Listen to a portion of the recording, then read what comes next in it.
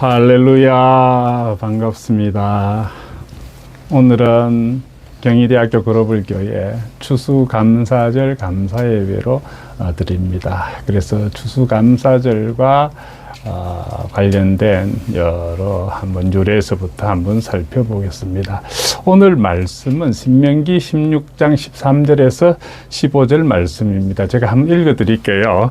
너희 타작마당과 포도주 틀의 소출을 거두어 드린 후에 이래 동안 초막절을 지킬 것이요 절기를 지킬 때에는 너와 내 자녀와 노비와 내 성중에 거주하는 레위인과 객과 고아와 과부가 함께 즐거워하되 내 하나님 여호와께서 택하신 곳에서는 너는 이래 동안 내 하나님 여호와 앞에서 절기를 지키고 내 하나님 여호와께서 내 모든 소출과 내 손으로 행한 모든 일에 복 주실 것이니 너는 온전히 저글고 할지니라. 아멘.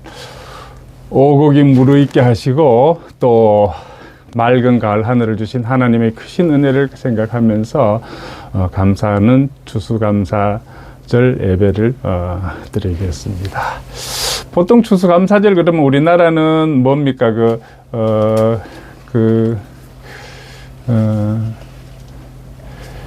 추석이 있죠. 그래서 추석 때 우리 한국 교회들 보면은 추석 때 추수감사절 예배를 드리는 교회가 있고 또 많은 교회들은 아마 지난주에 다 추수감사절 예배를 드렸을 것입니다. 막 과일을 사두고 떡도에서 교인들한테 나눠주고 그랬죠. 대부분 교회가 아마 지난 교회에 드렸을 겁니다. 그러면 왜 경희대학교 글로벌교회는 지난주에 안 드리고 이번 주에 드리느냐? 제가 카투사로 군복무를 했습니다. 그 하는 동안에 용산에서 미군 부대에 있을 때 미국의 최고 큰 명절은 바로 이 추수감사절이에요. 그 추수감사절은 공휴일이에요. 그리고 아침부터 저녁까지 그 맛있는 음식들 칠면조하고 해서 다 하고 또 분위기도 이렇게 쫙 크리스마스 하고 같이 비슷하다 그보다 더 화려하게 한 것 같아요. 그렇게 했기 때문에 저는 늘 그 기억이 있습니다. 추수감사절에 일단 공휴일에다가 마음껏 먹고 즐기고 또 이런 잔치를 하게 되면은 소속 부대장들은 또 자기 집에 초청하든지 이렇게 합니다. 그러면은 장교가 최고 높은 사람이 요리를 해서 사병들한테 나눠주는 그런 참 보기 좋은 풍습이 있었습니다. 그래서 미국의 추수감사절은 매년 11월 마지막 목요일입니다. 그럼 12절 마지막 목요일 같으면은 미국이 지난 목요일이었죠. 지난 목요일 같으면은 우리가 한 9시간, 10시간 더 빨리 가잖아요. 그렇다면은 추수감사절의 저녁, 목요일 저녁을 기준으로 하면 지난주 일요일보다는 이번 주 주일이 더 가깝다고 생각돼서 저는 오늘 추수감사절 예배를 드립니다. 그러니까 그쪽에는 우리가 목요일이니까 거기 목요일보다 우리로서는 금요일입니다. 이미 금요일이죠. 금요일, 금, 토, 일 이제 바로 2, 3일 만에 오늘 주일이 된 거죠. 그래서 오늘 드립니다. 그러면 이 추수감사절의 유래를 한번 보면은 이 고대 근동과 유럽의 그 수학에 대한 감사의 전통이 있었습니다. 추수감사절의 기원은 뭐 단순히 우리 미국 역사에서만 찾아볼 수 있는 것이 아니라 인류가 농경사회로 접어들면서 자연스럽게 형성된 수학에 대한 감사의식에서 시작된다고 보겠습니다. 고대 히브리인들은 이 초막절이나 맥추절을 통해서 하나님께 첫 열매를 바치는 그 전통을 지켜왔고 또 유럽 각 나라들도 가을이 되면은 수확을 감사하는 축제를 열었습니다. 이러한 거룩한 감사 전통이 훗날 아프리카 대륙에서 결실하게 되는 것이죠. 옥토버 페스트라는 게 있죠. 미넨에 독일에 가면은 그건 맥주 축제로 이제 나왔는데 우리나라 힐튼 호텔에서 들여와갖고 우리나라에서 다들 그거 세개 했죠, 그죠? 그것도 어떻게 보면 옥토버 페스트 해갖고 감사에 추수에 대한 감사가 아닐까 그런 생각이 듭니다. 근데 우리 추수감사절은 보통 우리 미국 추수감사절 떠올리죠. 청교도 신앙을 가지고 영국에서 그 박해를 받아서 신앙의 자유를 찾아서 1620년 메이플라워를 타고 미국으로 온 거죠. 그 17세기 초에 이 신앙의 자유를 찾던 이 영국 청교도들은 이 박해를 피해서 메이플라워를 타고 1620년 지금의 미국 매사추세츠 플리머스에 도착을 했습니다. 그러나 그들의 앞을 가로막은 것은 혹독한 겨울과 식량 부족, 질병이었습니다. 첫 해에 102명 중 절반 이상이 목숨을 잃었습니다. 남겨진 사람들은 거의 생존의 기로에 몰렸죠. 다행히 원주민의 도움으로 첫 수확을 할 수 있었습니다. 바로 이 청교도들이 살아남을 수 있었던 결정적인 계기는 원주민 와마노아그 부족의 도움을 받으면서였습니다. 스칸토라는 이 원주민은 옥수수 경작법을 가르쳐줬고 또 사냥과 어루법을 갖춰주었습니다. 그 결과 1621년에 그 가을이 되었습니다. 청교도들은 첫 풍성한 수확을 거두게 됩니다. 그들은 하나님께 감사하기 위해서 3일간 감사의 예배와 축제를 열었고 또 원주민들을 초대해서 함께 음식을 나누었습니다. 이것이 지금 우리가 알고 있는 첫 추수 감사절의 기원이라고 하겠습니다. 그래서 이 전통은 계속 이어져 오다가 1863년 남북전쟁의 혼란 속에서 이 아브라함 링컨 대통령이 이 나라의 회복을 기도하면서 11월 마지막 목요일을 국가적 추수감사절로 선포를 했습니다. 1863년 누가? 아브라함 링컨 대통령이 11월 마지막 목요일을 국가적 추수감사절로 선포해 지금까지 국경 아주 우리나라의 추석보다도 더 큰 설날보다도 더 큰 미국의 최고의 명절이 되었습니다. 이후로부터 이제 미국 사회는 매년 이날을 가정과 교회와 공동체가 함께 모여서 하나님께 은혜를 고백하는 날로 지켜왔습니다. 전 세계 여러 나라와 교회도 이 전통을 받아서 감사 예배를 드리고 그래서 우리나라도 드리고 있는 거죠, 그죠? 그러면은 이 추수감사 예배가 어떤 우리한테 교훈을 주느냐? 이 감사라는 것은요, 기억에서 시작되는 것입니다. 이 추수감사절의 핵심은 풍성함 그 자체가 아니라 고난의 기억을 잊지 않는 것입니다. 이 청교도들은 혹독한 첫 해를 지나서 하나님의 도움과 원주민의 손길을 기억했기 때문에 감사할 수가 있었습니다. 현대인들은 이 빠르게 변화하는 삶 속에서 은혜를 잊어버리기가 쉽습니다. 이 추수감사절은 우리가 받은 은혜를 다시 기억하고 회상하는 날로 삼아야 함을 우리한테 일깨워주고 있습니다. 감사는 혼자가 아니라 함께 드리는 것입니다.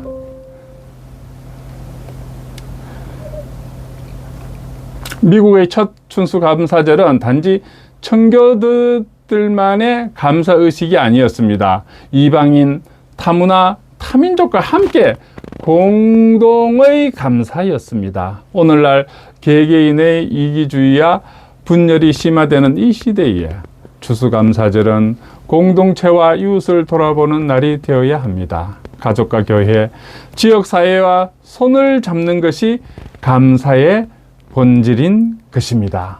또 이 감사는 나눔에서 완성이 됩니다. 추수감사절에는 이 나눔은 음식을 나누거나 어려운 이웃을 섬기는 전통이 지금까지 이어지고 있습니다. 감사란 마음으로 끝나지 않고 행동으로 표현될 때 비로소 진짜 감사가 되는 것입니다. 현대사회의 이 물질주의 속에서 내가 얼마나 더 가졌는가 보다 내가 무엇을 나누는가라는 그런 영적 가치가 더욱 중요한 것입니다. 또 고난 속에서 드리는 이 감사의 영성이 중요합니다. 첫 추수감사절은 풍요의 시작이었습니다. 그래서 이 풍요의 시작뿐만 아니라 죽음과 겨울을 지나서 마주한 작은 첫 열매였습니다. 그래서 추수감사절은 풍요의 시작이 아니라 죽음과 겨울을 지나 마주한 작은 첫 열매였습니다. 오늘 이 고난과 불확실성 속에서 살아가는 우리들에게 추수감사절은 여러 가지 메시지를 줍니다. 그래서 이 감사라는 것, 감사는 상황이 아니라 신앙의 선택입니다. 또 감사는 문제를 지우는 것이 아니라 하나님을 바라보게 하는 통로가 되는 것입니다. 또 감사는 미래의 소망을 여는 영적인 문이라고 하겠습니다. 그리고 이 감사라는 것은 삶의 균형과 치유를 가져옵니다. 심리학에서도 이 감사하는 사람은 더 큰 행복감, 더 작은 스트레스, 더 높은 면역력을 가진다는 연구 결과도 있습니다. 이 감사는 마음의 욕망을 조절하고 삶의 만족을 높이면서 관계를 회복시키는 삶의 치유의 한 방식입니다. 따라서 현대인의 바쁜 일상 속에서 추수감사절의 의미를 회복하는 것은 영적, 정신적, 사회적 건강에 큰 유익을 주는 것입니다. 그래서 오늘 이 추수감사절의 그 뿌리는 단순한 절기가 아니라 고난을 이기게 하신 하나님의 은혜를 기억하는 믿음의 고백입니다. 오늘 우리에게 주는 이 메시지는 여러분, 받은 은혜를 기억해야 됩니다. 또 공동체와 함께 감사하면 더 좋습니다.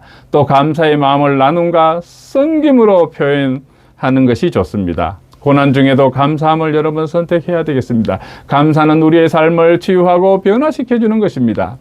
이러한 추수감사절의 유래와 교훈을 우리가 새기면서 오늘 우리 가정과 교회와 삶의 감사의 영성이 다시 회복되기를 소망합니다.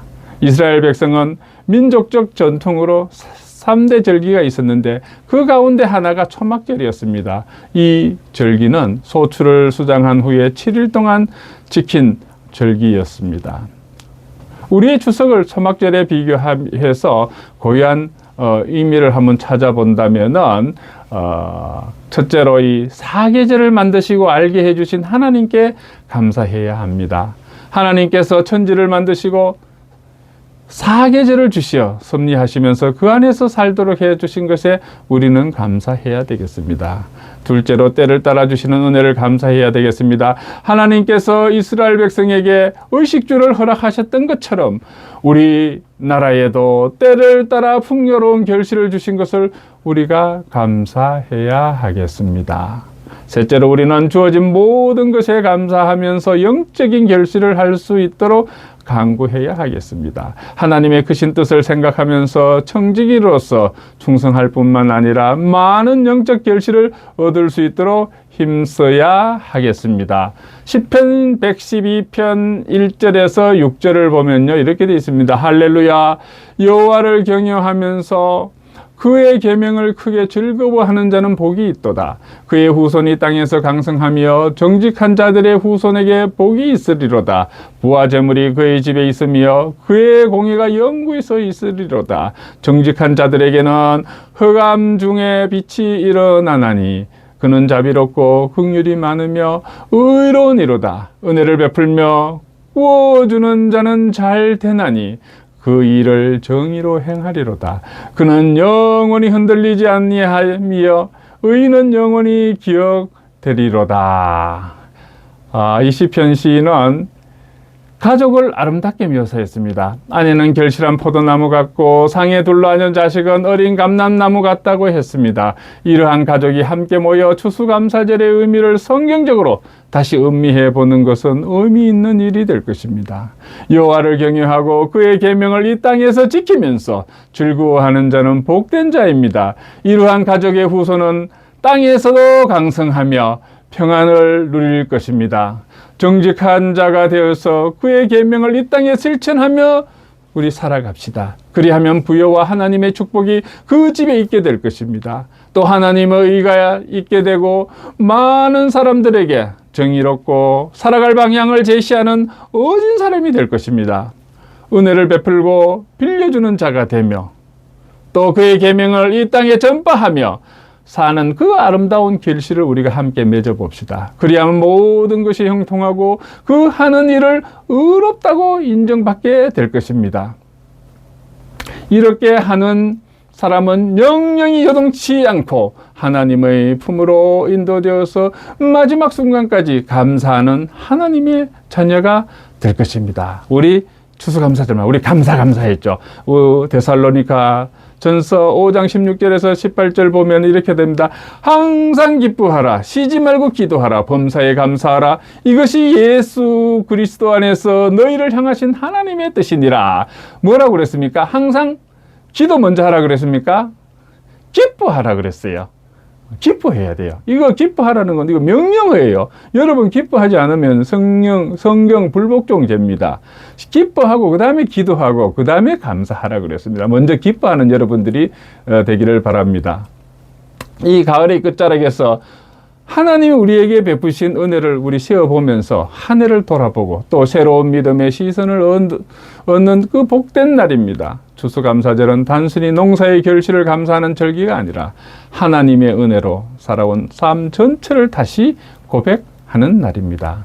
세상은 점점 감사할 줄 모르는 시대가 되어가고 있습니다.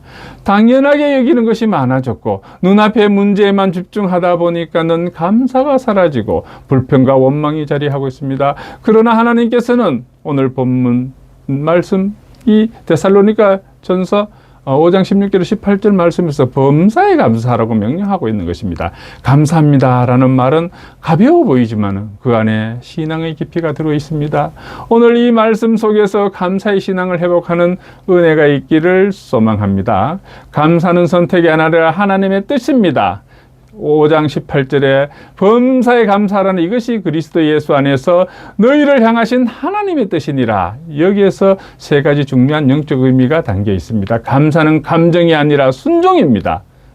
명령으로 돼 있지 않습니까? 성경 말씀에. 우리는 상황이 좋을 때만 감사를 표현하려는 경향들이 있습니다. 그러나 성경은 감사의 조건을 상황에 두지 않습니다.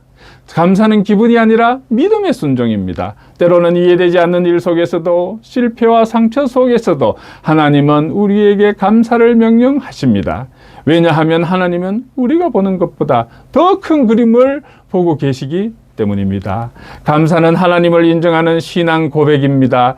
감사하지 못하는 이유 중 하나는 내가 가진 것이 내 능력으로 얻었다고 생각하기 때문입니다. 그러나 신명기 8장은 분명히 말하고 있습니다. 너에게 재물 얻을 능력을 주신 이는 여호와 하나님이시니라. 감사는 모든 것이 하나님의 은혜로부터 왔음을 인정하는 신앙의 핵심입니다. 감사는 성도를 지키는 영적 방패이기도 합니다. 빌립보서 4장 6절에 보면은 감사함으로 기도하라. 그리하면 모든 지각에 뛰어난 하나님의 평강이 너희 마음과 생각을 지키리시로다. 신학 저쪽에 미션스쿨에서 지각한 학생에게 너가 왜 지각했냐 했기는 하나님의 말씀이 있지 않습니까? 모든 지각에 뛰어난 하나님의 평강이 너희 마음을 생각을 지키다. 그 지각에 뛰어난 하나님이라고 그래서 지각했다는 우스갯소리가 있습니다. 이 감사하는 마음은 내면의 평강을 주면서 두려움과 불안을 몰아내는 능력이 있습니다. 감사가 있는 사람은 흔들리지 않습니다. 하나님을 신뢰하기 때문입니다. 그러면 우리 성경 속에 어떤 감사의 사례들이 있는지 한번 살펴보겠습니다.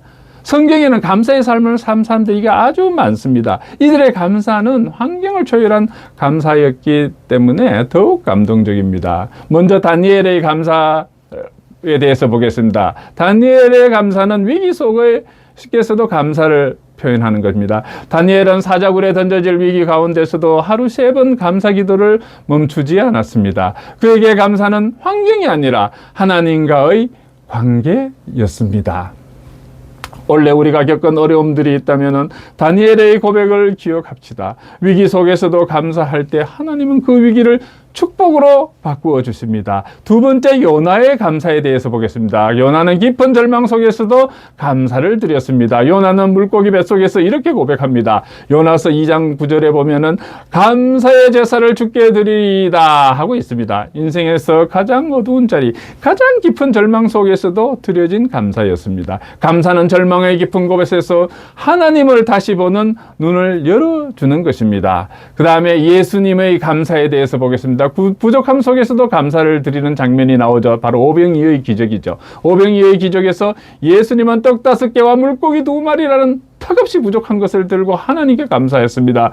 예수님은 있는 그대로 오병이어 5 5개의 떡과 2마리 물고기를 가지고 그냥 감사했고, 그 감사 속에서 기적이 일어났습니다. 5,000명을 먹였지 않습니까? 그 성인 남자만 5,000명이니까 한 2만 명 됐다 그러지 않습니까? 부족한 것이 많아 보이는 이 시대에도 우리가 가진 것을 감사할 때에 하나님은 놀라운 일을 행하시는 것입니다.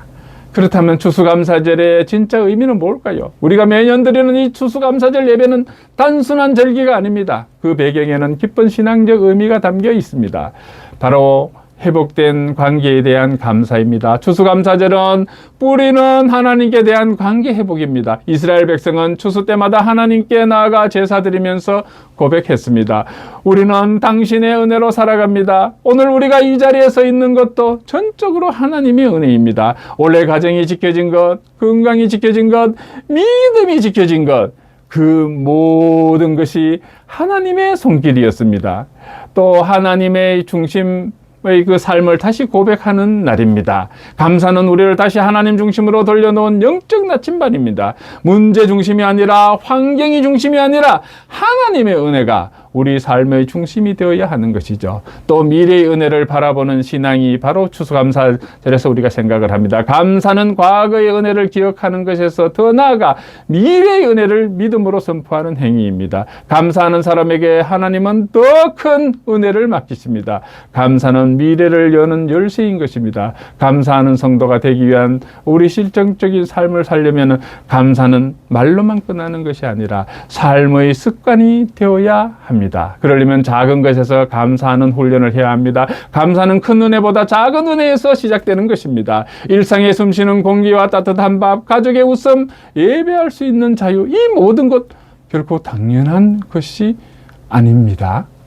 어려움 속에서도 의미를 찾는 감사가 되어야 되겠습니다. 오늘 우리가 이해하지 못하는 일도 언젠가 지나고 보면은 하나님께서 가장 선하게 인도하셨음을 깨닫게 됩니다. 로마서 8장 28절은 이렇게 선언하고 있습니다. 하나님을 사랑하는 자들에게는 모든 것이 합력하여 선을 이루느니라. 하나님을 사랑하는 자들에게는 모든 것이 합력하여 선을 이루네요. 좀 어렵게 되라 걱정하지 마세요. 하나님을 사랑하는 사람들은 이렇게 되나 저렇게 되나 가로 가나 뭐로 가나 결국 합력하여 선을 이루시는 것입니다. 그리고 우리 감사의 고백을 삶으로 나타내야 되겠습니다. 감사는 하나님께 드리는 예배일 뿐만 아니라 이웃을 향한 나눔으로 완성되는 것입니다. 감사하는 사람은 나누는 사람입니다. 나눌 때 감사는 더 깊어지고 하나님께 영광이 돌아갑니다. 또 우리는 일반 언어, 대화에 있어도 감사의 언어를 사용해야 되겠습니다. 가정에서, 교회에서, 일터에서 감사의 말을 자주 우리는 사용합시다. 감사한 사람 곁에는 항상 은혜가 머무는 것입니다. 그래서 감사는 오늘 우리의 믿음을 증명하는 삶이 되는 것입니다. 사랑하는 성도 여러분, 감사는 신앙의 시작이자 마지막입니다. 감사는 하나님을 향한 고백이며 은혜를 기억하는 마음인 것입니다. 그리고 감사는 하나님께서 우리에게 명하신 거룩한 삶의 자세인 것입니다. 추수감사절을 맞아서 우리의 입술과 삶에 감사가 다시 흐르는 은혜가 회복되기를 축원합니다. 올해 한 해를 지켜주신 하나님께 감사를 드립니다. 앞으로도 인도하실 하나님께 감사를 드립니다. 그리고 오늘 이 예배 가운데 임재하신 하나님께도 감사를 드립니다. 범사에 감사하는 성도, 감사로 승리하는 성도, 감사로 하나님께 영광 돌리는 그러한 성도가 되시기를 주님의 이름으로 축원합니다. 기도하겠습니다. 사랑의 하나님, 금년에도 때를 따라 비와 햇빛을 내려주셔서 출소할 수 있도록 하여 주셔서 감사를 드립니다. 감사의 대상을 알게 하여 주시어 하나님께 감사할 수 있도록 도와주셔서 감사합니다. 하나님, 우리 생활도 감사의 결실을 맺을 수 있게 해주신 것을 감사합니다.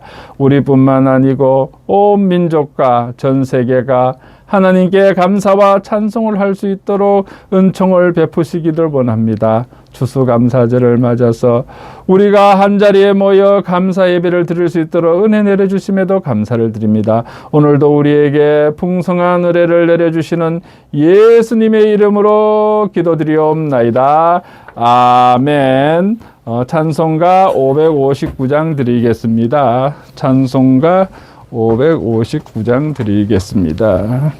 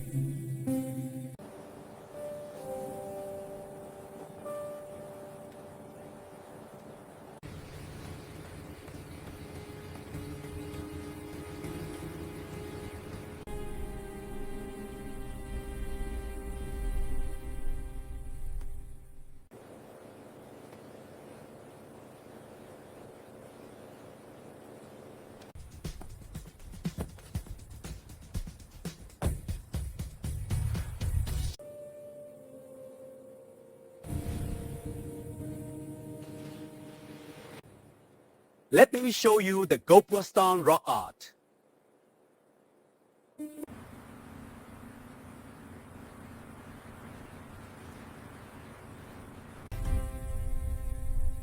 This is where the refining process begins.